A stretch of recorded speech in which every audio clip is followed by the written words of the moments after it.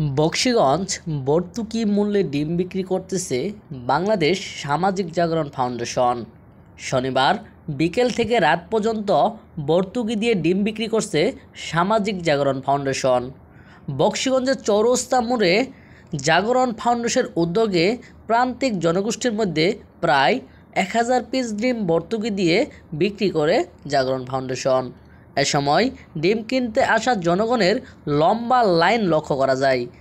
বাজার মূল্যের চেয়ে 15 টাকা কমে 30 টাকা হালিতে বিক্রি করা হয় এই ডিম। প্রতিজনে সর্বোচ্চ 2 হালি পর্যন্ত ডিম কিনতে পেরেছেন বলে জানান ফাউন্ডেশনের কর্তৃপক্ষ।